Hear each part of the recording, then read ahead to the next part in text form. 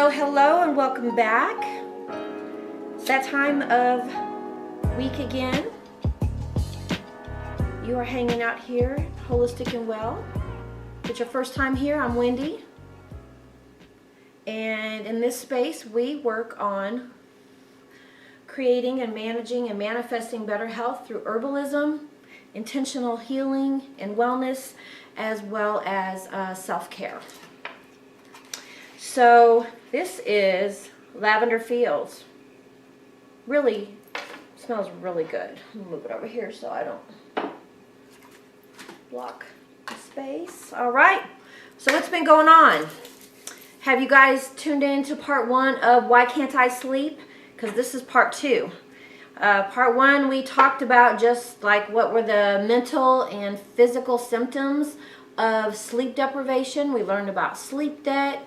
And so now we're going to talk about sleep etiquette, aka sleep hygiene. It's kind of synonymous. You'll see both of those phrases used for the same thing. Sleep, I like to say sleep etiquette. So that's what we're going to move forward with. Sleep etiquette. So why can't I sleep?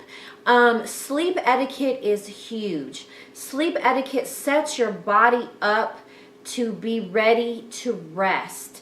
Do you remember when you were a little kid and there was this bedtime routine that your parent did with you? It usually involved, dinner and then maybe some kind of family time, or maybe you went right into the tub, got lotioned up, put on your jammies, maybe you got a little bit of reading time in, or you got in maybe some TV time, and then it was time to go to bed. You got tucked in, maybe you got a story read to you and you went to bed.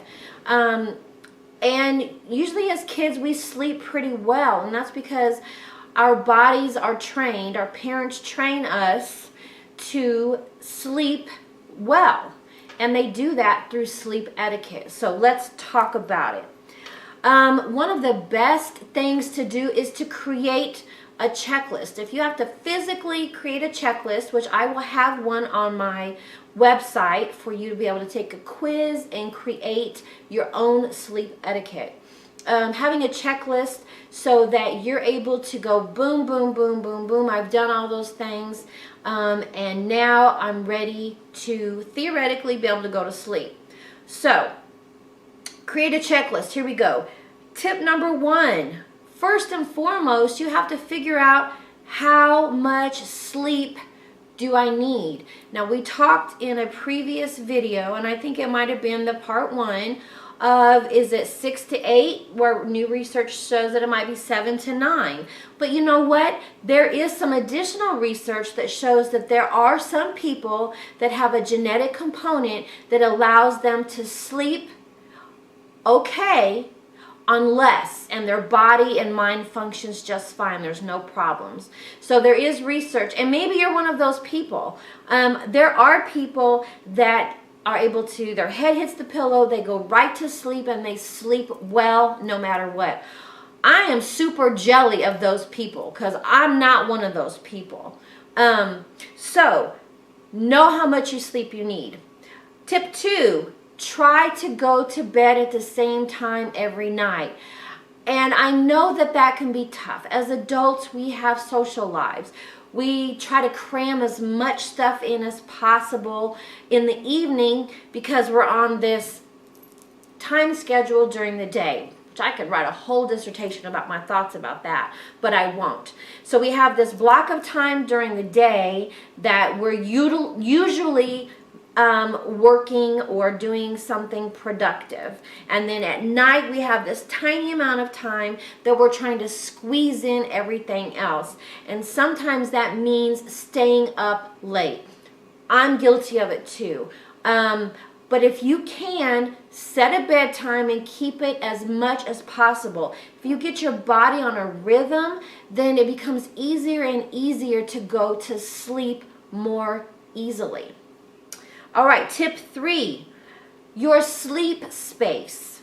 Now, I live in a loft-style apartment where everything is open. Now, if I lived with somebody or if I lived with kids, like when my grandbaby comes to stay, it's tough because once I get him to sleep, I literally have to tiptoe around to not wake him up. So my sleep space kind of bleeds into my other spaces. I have really tall windows, and one of the first things I had to do when I moved in was to get curtains, because otherwise that sun was in the morning, hey, hello, and I don't necessarily want to get up and be awake when the sun comes up. So make sure that your sleep space is quiet. A lot of people like to utilize white noise. Some people utilize a fan. Some people, like I have an air purifier that I run at night as well as a fan. And it really helps with having that background noise to kind of lull me to sleep. If you're somebody that has pets, like I have my cat Lola, who does not give two shits about my sleep schedule, and will come and kerplop herself up on my bed and doesn't think twice about waking me up. But I did have to train her with a water bottle to not come up and get in my face and want to purr and cuddle and do all that. I'm not trying to do all that tonight. I'm trying to sleep, Lola, leave me alone. So if you have pets, just think about that. I've got Blue, who's in a kennel, and he does pretty well in the kennel. Now, if there's times that I lax up and I don't get him in the kennel, he'll jump onto my bed, and that will wake me up. So just be kind of aware of how animals impact your ability to go to sleep and stay asleep. Tip 4, make sure that your room is dark and on the cooler side. Now, side note, so me and my girlfriends were having a conversation on Marco Polo. Now, I'm a little bit more on the, I guess, cool-blooded side. I don't know if it'd be cool-blooded or warm-blooded. I like it to be warmer, so whichever one. I like it to be warmer, and when I say warmer, I like my sleeping temperature about 68 degrees or so. Dark is pretty easy, but cool is very subjective, and I don't have a partner that I'm sleeping with, so you kind of have to figure that out with your partner on what dark and cool looks like and feels like. Tip 5, our beds should be for sleeping and for physical intimacy, aka sex. Now, you can have sex wherever you want to, but don't bring your computer into your bed. Don't bring your work into your bed and sprawl it all out. Because first of all, you're putting all that energy into your space that's supposed to be for calmness and sleeping. Take that out and put it on the kitchen table or on the couch or on the floor somewhere. Don't spread your work and all that energy out on your bed. Let that be peaceful and calm. Tip 6, electronic curfew. I work really hard at trying to make sure that my phone is off, not necessarily off, but not in my hands at 10 o'clock. By 10 o'clock at night, I'm putting my phone on the charger. Sometimes beforehand. Depends on how the night has gone and what I've been doing. What I've been doing. But 10 o'clock, because I'm trying to go to sleep around 11:15. But that means tablets. So if you're a reader,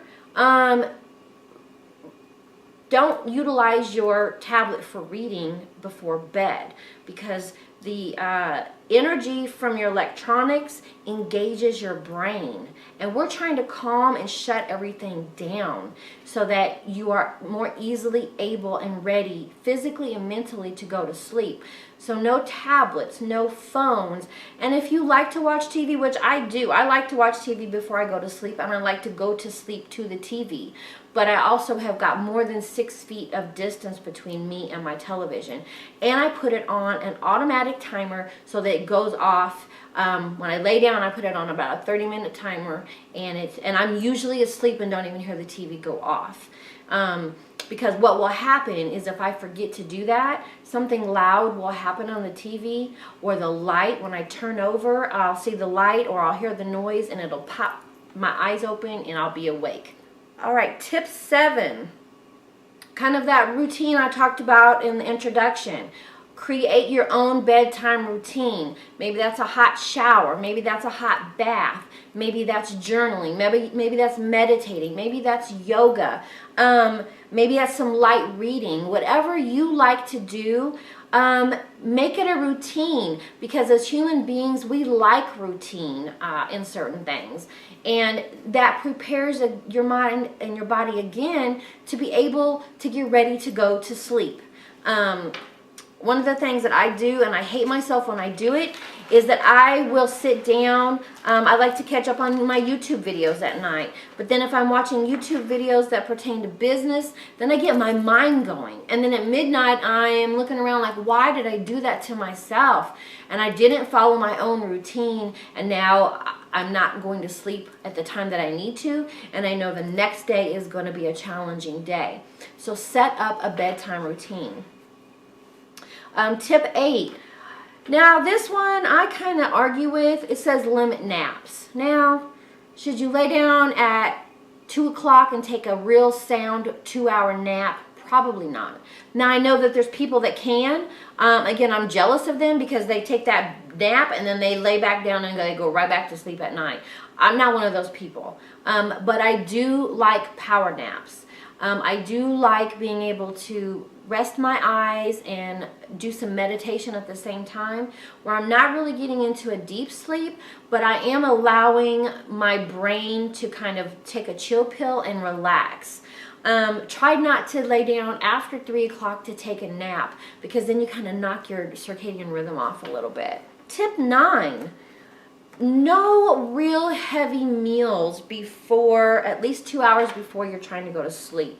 It can cause indigestion, it can cause heartburn, but what you can do, and what sometimes you need to do, is that if you are someone that eats pretty early in the evening, like maybe 6 o'clock, if you think about it, if you're going to sleep at 10 or 11, you've pretty much digested, and your body might need a little bit of a pick-me-up to get you through the night.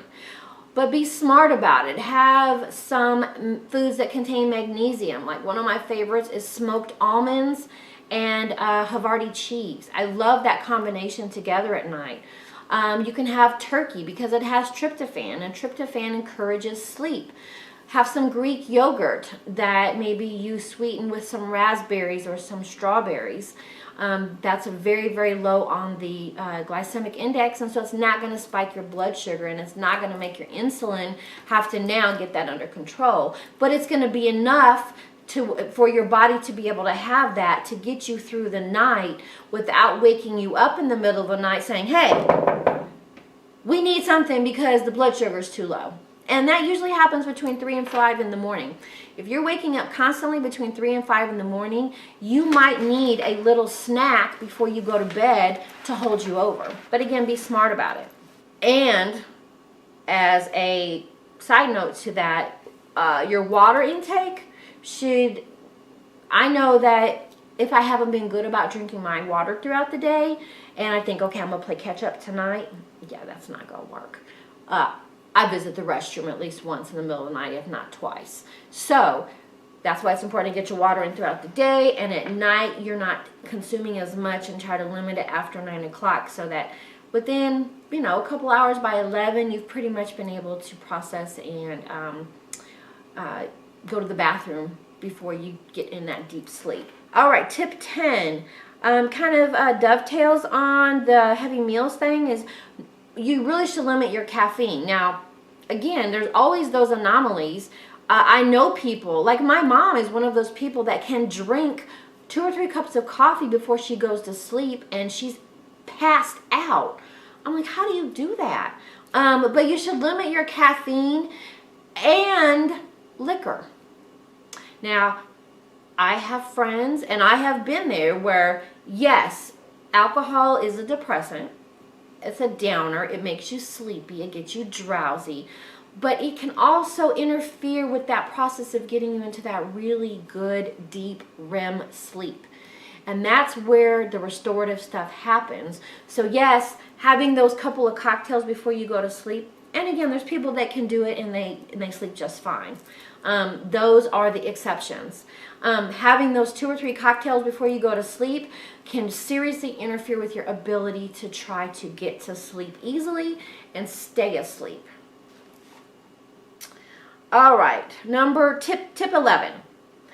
Moderate exercise throughout the day. Now, I've shared with you on more than one occasion that daily movement thing is a struggle for me.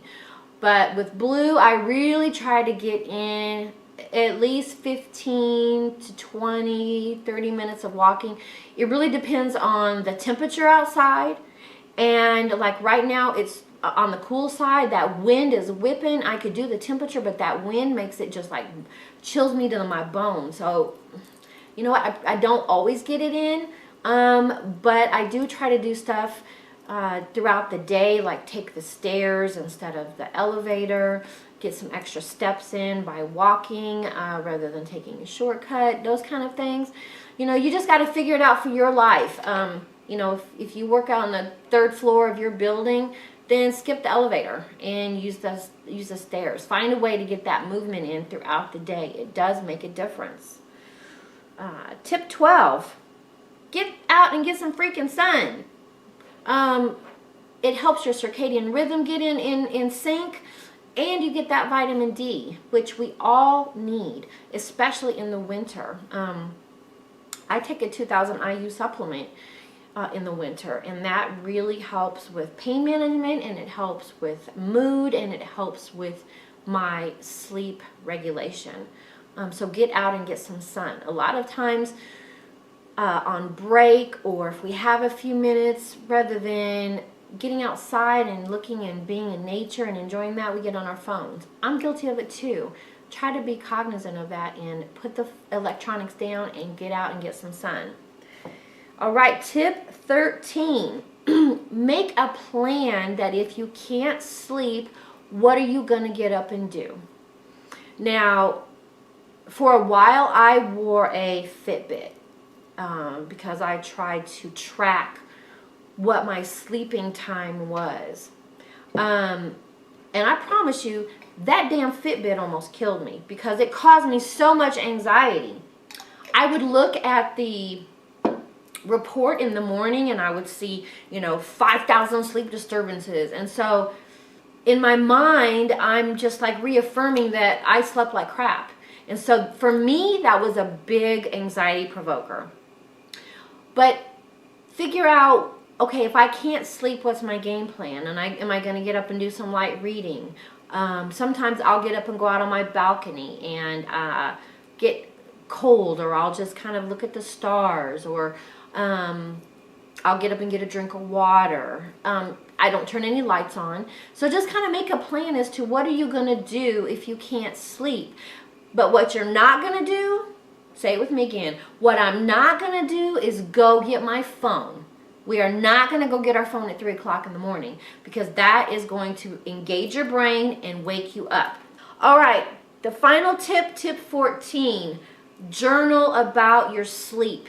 If you're struggling with getting, if you're struggling with going to sleep, you're struggling with staying asleep, you're struggling with good restorative sleep, journal about the experience. And that might be what you get up and do in the middle of the night is, these are the things that I did and this is what happened. And those journal entries are going to be really key to you being able to figure out what's working and what's not working. It took me a while to figure out what my herbal cocktail was that really helped me at night go to sleep.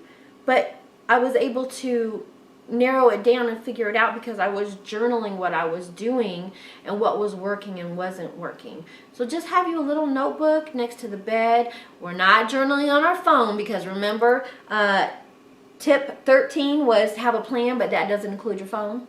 So do not grab your phone to journal. Grab a pen and paper and journal about what happened that now I'm up. Maybe I ate a spicy meal really late and now I have indigestion. Be able to track what's going on in your world. So that's it. You've got those 14 tips to give you some guidelines on sleep etiquette and creating and maintaining an environment and habits and behaviors that should help you be able to restore and get some restorative sleep. I will have the sleep etiquette quiz on my website for you to download and to take. Add that to your journal, that your wellness journal that you are keeping, so that maybe in 3 months you retest yourself and see, okay, what's different? And that's that process that will really help you be able to figure out what's working and what's not. So that's it. Subscribe if you like what you're hearing. We have 2 more parts to the sleep series coming up. If you don't want to miss it, make sure you hit that subscribe button. You like this information, hit the thumbs up. Follow me on Holistic and Well on Instagram and Facebook. You could be anywhere doing anything, but you're here with me, and I super appreciate your time and your energy. We are building a wellness community to support one another. So until next time, have a wonderful week, and you be holistic and well. Take care.